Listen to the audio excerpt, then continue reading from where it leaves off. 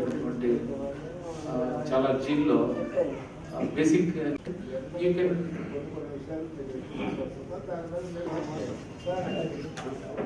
నా ఉద్దేశం ఇప్పుడున్న పరిస్థితి చూస్తుంటే ఇప్పుడు అంతా తీసుకుపడింది అనుకుంటున్నాను, అంత ఆర్డర్ ఉంది.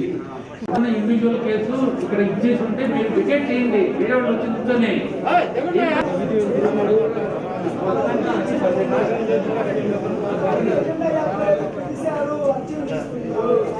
ఫోన్లు వచ్చిన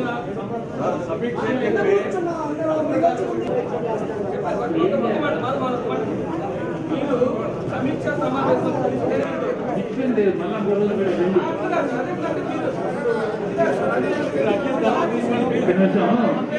ఒక్క నిమిషం ఇప్పుడు మీ అంత నాలెడ్జ్ నాకు లేదు. కంప్లైంట్ చేసి ఆఫీసు వారి విడగొట్టి మీరు అన్నట్టే మిమ్మల్ని ఓవైపు కూర్చోబెట్టి ఇంకోవైపు అధికారం కూర్చోబెట్టి అని నాకు వచ్చింది ఒక 20-30 వచ్చినాయి ఈ ఫార్మాట్. చాలా మంది తెచ్చారు. అది గౌరవ డిఎస్పీ గారిని కూడా కలిసాము. ఇది పీడీ గారు అన్నటువంటి కలెక్టర్ గారు నిర్ణయం మళ్ళీ తిరిగి పంపిస్తా ఉన్నారు. మరి అక్కడ ధైర్యంగా నిలబడేటువంటి డబ్బులు ఉన్నటువంటి వాడు ప్రైవేట్ హాస్పిటల్కి వెళ్తున్నారు, డబ్బులు లేనటువంటి వాళ్ళు మొత్తం తిరిగి ఇంటి దగ్గర ప్రాణాలు కోల్పోతా ఉన్నారు. మరి ఇవన్నీ కూడా మీ దృష్టికి ప్రధానంగా గిరిజనులు ఆరోగ్యంగా చాలా ఇబ్బంది పడుతున్నారు, చాలా మంది చనిపోతున్నారు. గవర్నమెంట్ హాస్పిటల్ నుంచి ఇంటికి తీసుకొని వెళ్ళి చాలా మంది చనిపోతా ఉన్నారు. డాక్టర్ మీద వాళ్ళిద్దరు అనేకమైనటువంటి ఘర్షణల మీద ఆ డాక్టర్ హాస్పిటల్లో ఆపరేషన్ చేయకుండా కరోనా పేషెంట్ చూస్తున్నారు. కానీ అక్కడ సామాన్య జనానికి యాక్సిడెంట్ కేసులకి హాస్పిటల్ చేయట్లా. చాలా మంది ఏమంటున్నారంటే విజయవాడ రాస్తాం లేకపోతే చిత్తూరు రాస్తాం అంటున్నారు. మరి గుంటూరు వాళ్ళు తిరిగి పంపిస్తుంటే మళ్ళీ విజయవాడ పెట్టడం అంటున్నారు. మరి కావాలని చెన్నై రాస్తాం అంటున్నారు, లేకపోతే తెలంగాణ రాస్తాం అంటున్నారు. మరి ఈ విధంగా కూడా ఆలోచించద్దు. దళితుల సమస్యలు నా దృష్టికి తీసుకురంటే ఎస్సీలు కావచ్చు, ఎస్టీలు కావచ్చు, అది ఏవైనా ఇష్యూ కావచ్చు, ఒక కుటుంబానికి సంబంధించి కావచ్చు, లేదా కొన్ని సందర్భాల్లో గ్రామానికి సంబంధించి కావచ్చు, ఏదైనా తీసుకురండి.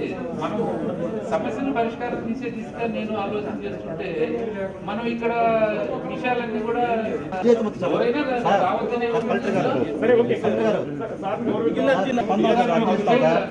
స్పందన ఇంకా అఫీషియల్ గా మేము గవర్నమెంట్ నుంచి మన స్పందన ఎక్కడా కూడా ఏ జిల్లాలో కూడా స్పందన లేదు. కరోనా వల్ల ఇప్పుడు మామూలుగా అయితే మనకు ఏప్రిల్ 14 కానీ 5 కానీ ఆ టైంలో కొంత మనకు చాలా మంది అంతా ఒక దగ్గర చేసి చాలా విషయాలు ప్రస్తావన జరగాల్సిన విషయాలు జరగలేదు. తర్వాత మధ్యలో కోవిడ్ మీద వచ్చి యంత్రాంగం అంతా ఫోకస్ డైవర్ట్ అయ్యింది. సరే ఏమైనా ఇష్యూస్ ఉన్నాయేమో, పాపం చాలా మంది ఏమైనా రీచ్ కాలేదేమో డిస్ట్రిక్ట్ అడ్మినిస్ట్రేషన్ ఈ సందర్భంలో అని ఏదో కొన్ని విషయాల పట్ల నా దృష్టికి వచ్చినాయి. సో దాన్ని కాంటాక్ట్స్లో పెట్టుకొని నేను ఒకసారి ఢిల్లీ సోషల్ వెల్ఫేర్ని పిలిచి, బాబు మన లిస్ట్ ప్రకారం ఎవరైనా వ్యక్తులు కావచ్చు లేకపోతే ఏమనండి ఇష్యూస్, అందువల్ల నేను ప్రభావం ఇచ్చిన. దానివల్ల ఏమవుతుందంటే మనకు ఆ ఇష్యూ అనేది నా దృష్టికి రావాలి. ఇష్యూ నా దృష్టికి తీసుకొచ్చే విషయాన్ని దీన్ని పరిమితం చేయండి. ఇంకా అంతే తప్ప ఇక్కడికి మీరు వేరే పొలిటికల్ లైన్ లో లేదా వేరే రకమైన మాట్లాడుకోవద్దు. సార్ మా ఆమె రిక్వెస్ట్, ఇది సమీక్ష అర్జీ సార్ చెప్పండి సార్. సమీక్ష అర్జీలా ఒక రిక్వెస్ట్ సార్, సమీక్ష అర్జీలా ముందు ఫస్ట్ ఆఫ్ ఆల్ మనకు నేను సమీక్ష చేయాలంటే మొన్న అర్జీలన్నీ నాకు రావాలి. అవన్నీ సార్టింగ్ ఎవరు వచ్చిన కాడ చేశాను. ఒక 46 ఎన్నో వచ్చినాయి. ఆ 46 స్టార్టింగ్ చేశారు. దాని వరకు నాకు క్లారిటీ ఉంది. సో ఇప్పుడు కూడా మీరు అందరూ అన్ని ఇవ్వండి. ఇచ్చిన తర్వాత నేను ఒక నిర్దిష్ట గడువులో మళ్ళా చేస్తే పీరియాడికల్ గా అప్పుడప్పుడు ఇట్లా కలుస్తాం సార్. సమీక్ష ఉంటాం సార్, మేము సమీక్ష కాకపోతే మేము అర్జీ వెళ్ళిపోతాం సార్. ఓకే, ప్రస్తుతానికి నాకు విషయాలన్నీ టాబ్లెట్ అయితే కానీ మీరు దాని మీద అంటే వాస్తవానికి అయితే అధికారులు కూడా రమ్మన్నారు. ఇక్కడే వచ్చినటువంటి అర్జీలన్నింటినీ కూడా స్పాట్ లోనే సంబంధిత వాళ్ళకి పిలిచి నాకు మీకు ఏదన్నా చెప్పాల్సి ఉంటే వింటాను. అధికారులు కూడా ఉంటారు. సమీక్ష కావాలనుకున్నాం సార్. మరి ఇంత కూర్చొని చేయలేం కదా. సమీక్ష కావాలంటే ఎంతమంది అంటే ఈరోజు ఎక్కువ ఉన్నారు కదా. ఈ సమస్యలన్నీ కూర్చున్న తర్వాత మళ్ళీ పిలుస్తా, అప్పుడు నేను సమీక్ష చేయడానికి మంది వస్తారేమో అడ్వాన్స్ గా ఇవ్వమని చెప్పాను. నేను వాస్తవంగా ఇక్కడికి వచ్చి మీరు ఇక్కడ మాట్లాడడం మొదలు పెడితే మీరు చెప్పినట్టే భేదాభిప్రాయాలు వచ్చి ఒకరు ఏదో మాట్లాడతారు, దాంట్లో కాస్ట్ ఇబ్బంది అవుతుంది. అందు గురించే మీరు కనుక నాకు ఆల్రెడీ ఇచ్చినట్టే కానీ నేను ఇచ్చిన ఫార్మేట్ ఏముందో ఫార్మేట్లో మీరు ఏ ఆర్గనైజేషన్ అయినా ఏ వ్యక్తి అయినా సరే దళితుల కోసం కష్టపడేవాళ్ళు పనిచేసేవాళ్ళు ఏమైనా ఇష్యూస్ ఉంటే ఏమని చెప్పి నేను అడ్వాన్స్ గానే చెప్పాను.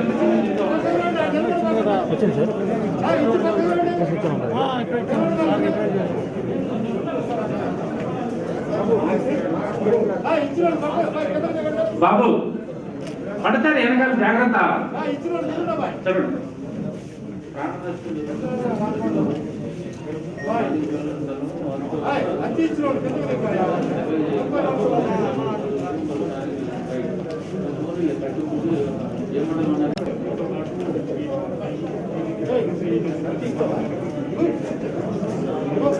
ఇవన్నీ ఫార్మల్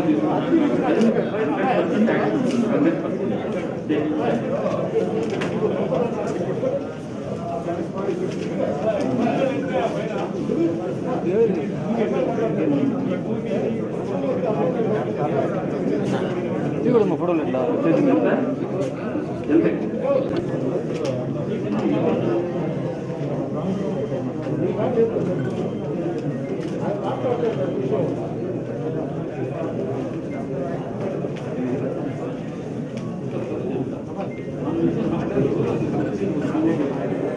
మరి అది వాస్తవంగా అయితే అది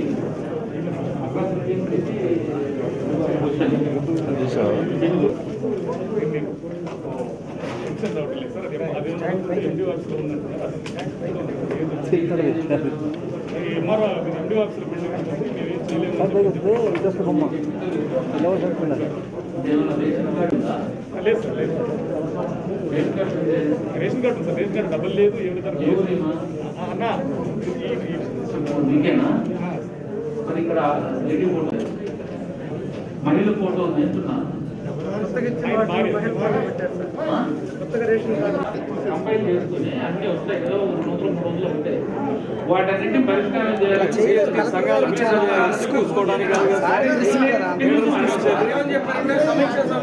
నేను నీకు ఆర్గ్యూ చేయలేదు, ఓపిక కూడా లేదు. ఇప్పుడు ఇంతమంది తీసుకొచ్చారు కదా, నీకు తెలియలేదని నేను ఏం తెలిసింది కదా.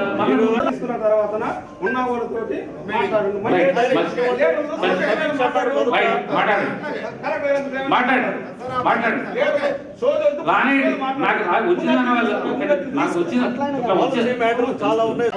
దృష్టికి వచ్చిన తర్వాత కంపైల్ చేసి ఆ విషయాలని మనం అధికారులతో ఏ స్టేజ్ లో ఉన్నా ఏంటి అని మాట్లాడదామనే ఉద్దేశంతోనే వాస్తవంగా మీటింగ్ పెట్టింది. కానీ ఒకసారిగా వాళ్ళంతా చూసిన తర్వాత చాలా మంది వచ్చారు. తర్వాత దీంట్లో ఎవరు ఉన్నారో కూడా నాకు నిజంగానే తెలియదు. వీళ్ళలో ఎంతమంది మరి ఆర్గనైజేషన్ తరఫున వచ్చారా, కొన్ని పొలిటికల్ యాంగిల్లో వచ్చారా, వ్యక్తిగతంగా ఎవరైనా పనిచేస్తూ సంఘాల మన జాతి కోసం పనిచేసే వాళ్ళు ఉన్నారా ఏంటి అనేది అవన్నీ చాలా మంది ఉన్నారు. అయినా అందువల్ల నాకు ఏమనిపించిందంటే ఇలా అన్ని మాట్లాడుకోవడం వల్ల నాకు ఒక అవగాహన వచ్చేస్తుంటుంది ఏమేమి ఇష్యూస్ అన్నీ ఉన్నాయి జిల్లాకు సంబంధించి. తర్వాత ఎవరైనా మాట్లాడతానంటే ఇవన్నీ నాకు దృష్టికి వచ్చిన తర్వాత మళ్ళా మేము కూర్చోండి, ఎవరైనా మేము మాట్లాడుతాం సార్, కొన్ని అభిప్రాయాలు మేము చెప్పదలుచుకున్నాము, ఈ జిల్లాలో దళితులకు సంబంధించి కొన్ని సమస్యలు ఉన్నాయి, వాటిని పరిష్కారం చేయడానికి ఒక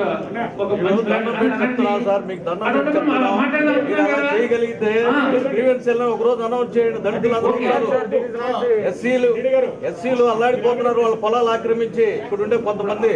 ఓకే పిలుస్తాను, దాంట్లో డౌటే లేదు.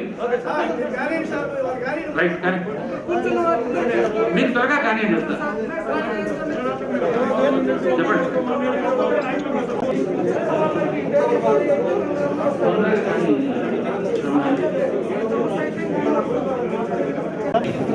బాగానే మాకేంటంటే బాగా మాట్లాడే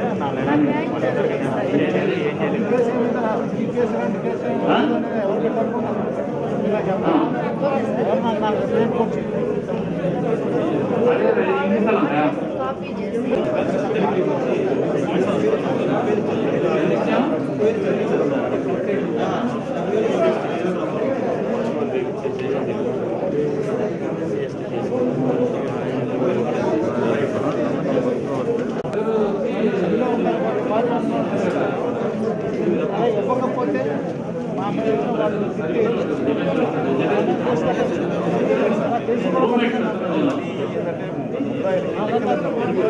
మా నోటీస్ మాట్లాడుతున్నారు, మా మీద కేసులు పెడతారు.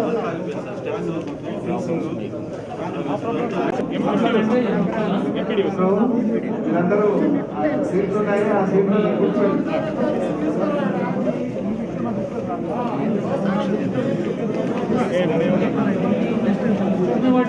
ఫోకస్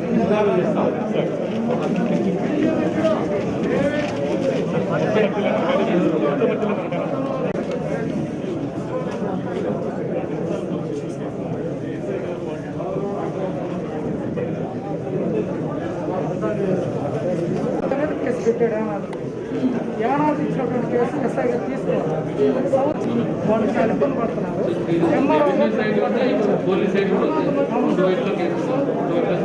అది అసలు మామూలుగా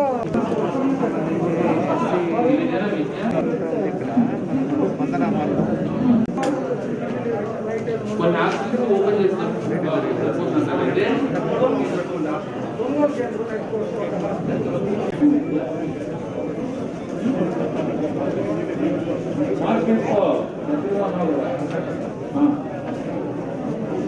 కేసు బనాయించేస్తాం. సింగరాయకొండ పోలీస్ ఎస్ఐ గారు, సిఐ గారు నేను రాజీకి రానందుకు యాజ్ ఇట్ ఈస్ నా కేసు కాపీ పెట్టిందేమో ఇప్పటికే సింగరాయకొండ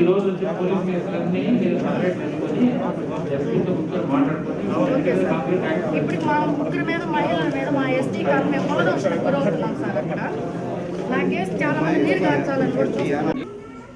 ఆ తర్వాత మరికొన్ని ఎక్కువగా ల్యాండ్ రిలేటెడ్ ఇష్యూస్ అంటే చాలామంది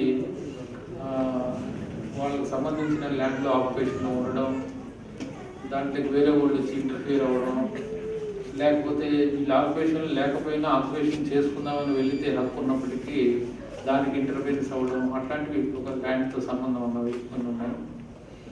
ఆ తర్వాత కొన్ని అట్రాసిటీ ఇష్యూస్ ఉన్నాయి. దీంట్లో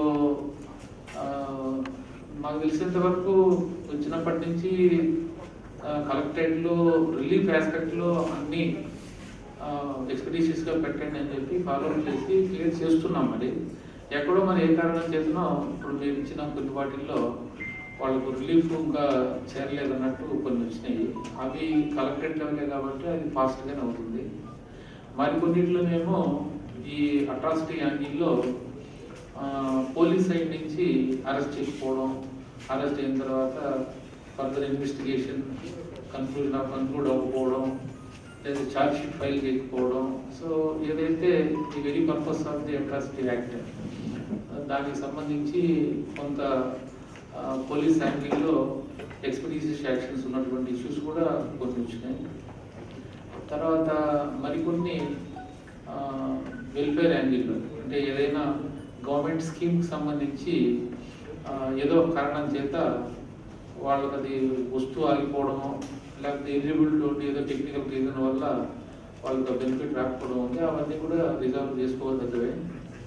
అది కాకపోతే మరి ఎందుకనో అవి కూడా కొన్ని వచ్చాయి అన్నమాట. సో ఓవరాల్గా నాకు తెలిసి ఇవి. తర్వాత ఈరోజు అనుకున్నది వాస్తవంగా నేను అనుకున్నది ఏంటంటే ఎవరైతే మరి సంఘాలన్నీ ఉన్నాయో ఎస్సీ ఎస్టీ కమ్యూనిటీస్కు పనిచేసేటువంటి సంఘాలు వాళ్ళందరికీ ఒక ప్రొఫార్మా ఇచ్చి ఇష్యూస్ అన్నీ కూడా అడ్వాన్స్గా అంటే వాస్తవంగా నేను ఫ్రైడేకి ఇచ్చేమన్నాను. ఇచ్చేస్తే అవన్నీ కూడా క్యాల్కులేట్ చేసుకొని సంబంధిత అధికారులు ఎవరు అంటే పోలీస్ సంబంధించి ఎన్ని ఉన్నాయి, ఆర్టీఓస్ ఆఫీస్లో ఆర్టీఓస్ కూడా వస్తే ఇంకా వాళ్ళ డివిజన్లో వాళ్ళన్నీ వాళ్ళకి ఐడియా ఉంటుంది. అట్లాగే కొన్ని సోషల్ వెల్ఫేర్ డైరెక్ట్గా చేయాల్సినట్టు ఉంటాయి. మరి కొన్ని ఇష్యూస్ ఏదో వెల్ఫేర్ రెసిడెన్షియల్ స్కూల్స్ సంబంధించి చెప్పారు అట్లా. సో అట్లా మన దగ్గర డేటా రెడీగా ఉంటే కనుక అప్పుడు మనం ఆఫీసర్స్ కూర్చోబెట్టి ఈ ఇష్యూస్ మీద మనం ఒకసారి స్టేటస్ అంతా ఎక్కడ ఉంది ఏంటి అని ఇప్పటికీ తెలుసుకుంటే కొద్దిగా బాగుంటుంది అనిపించింది.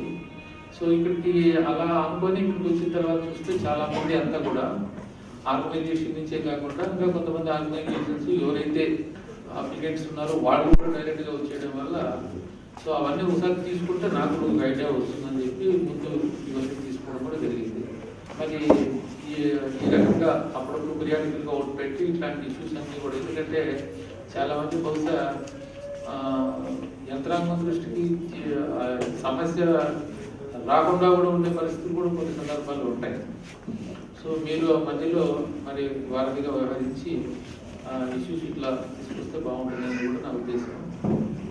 సో ఇప్పుడు ఏవైతే ఇష్యూస్ అని నాకు వచ్చాయో ఇదివరకే కూడా ఇచ్చారో అవన్నీ కూడా టాబ్లెట్ చేసుకుని వీటన్నిటిని ఇవన్నీ ఇప్పుడు ఒక లెక్కలేకి వచ్చాయి. సో వీటి మీద మీ సమస్యలో నేను తీసుకున్నాను కాబట్టి వీటిని పరిష్కారం చేసేదానికి ఇప్పుడు ఫోకస్గా ఇంకా బయట మన దృష్టికి రాకుండా కూడా ఉండొచ్చు, మీ దృష్టికి కూడా రాకుండానో లేదా ఇంకా చాలా కూడా ఉంటాయి రొటీన్గా. సరే అవి ఎట్లా ఆ కోర్స్ ఆఫ్ యాక్షన్ నడుస్తూనే ఉంటుంది.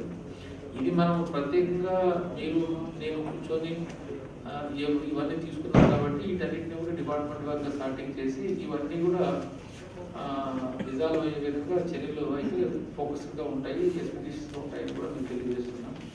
సో ఈ దిశగా వచ్చినటువంటి పెద్దలు ఎవరైనా సరే ఇంకా మీ అభిప్రాయాలు సూచనలు సలహాలు ఎవరైనా చెప్తే యువర్ వెల్కమ్.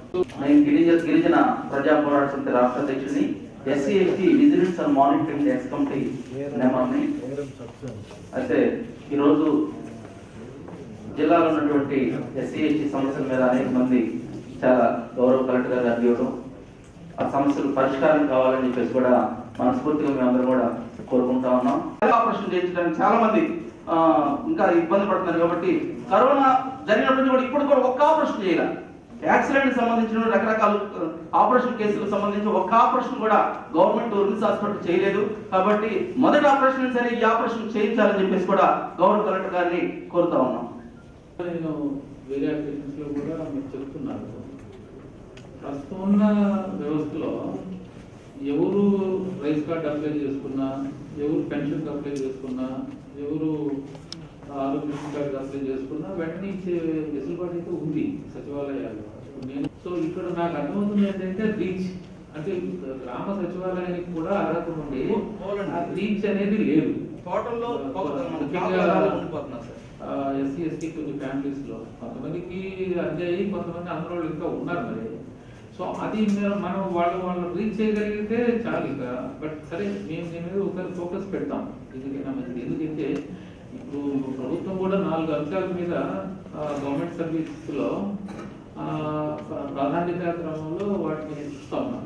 చాలా సర్వీసులు సెక్రటరీ ద్వారా ప్రజలకు అందాలు చూస్తున్నా అన్ని ఎనేబుల్ అవ్వలేక దాంట్లో rice card, pension, Aarogyasri, out side ఈ 4 అయితే 100% ఇప్పుడు అప్లై చేసుకున్న వాళ్ళకి అందరికీ ఇవ్వడం జరుగుతుంది. సో నాకు అంటే నా యొక్క వినపం మీ అందరికీ ఏంటంటే ఈ గ్రాస్ రూట్ లెవెల్లో ఫస్ట్ ఆఫ్ ఆల్ ఈ విలేజ్ వార్డ్ సెక్రటేరియట్ లో దరఖాస్తు రికార్డ్ అయితే రిజిస్టర్ అయితే ఆ తర్వాత అది అప్పుడు మన కోడ్లోకి వస్తుంది, దాని మీద కంపల్సరీగా చర్య తీసుకుంటాం. సో ఇప్పుడు ఆరోగ్యశ్రీ కార్డు ఉంటే ఒకవేళ మనకు జనరల్ హాస్పిటల్ మీద సరైన నమ్మకం కుదరలేదు ట్రీట్మెంట్ లో, మన ప్రైవేట్ హాస్పిటల్ కూడా వెళ్ళచ్చు. ఆరోగ్యశ్రీ కార్డు దాంట్లో కవరేజ్ ఉంటాయి అంటే ఆరోగ్యశ్రీ కార్డు ఉంటేనే ప్రైవేట్ హాస్పిటల్. అదే నేను అనేది. ఇప్పుడు మాకున్న స్టాటిస్టిక్స్ ప్రకారం చూస్తే నంబర్ అంతా బాగానే ఉంది. బట్ నాకు తెలిసినంత వరకు ఇంకా గ్రామాల్లో ఈ రీచ్ కానటువంటి ఫ్యామిలీస్ ఉంటాయి రకరకాల కారణాల చేత. ఇంకా ముఖ్యంగా ఎస్టీలో బీసీఏలో నాకు తెలిసి బీసీ బీ కానీ టీ కానీ చాలా వరకు వాళ్ళకి అవేర్నెస్ ఎక్కువ ఉంటుంది.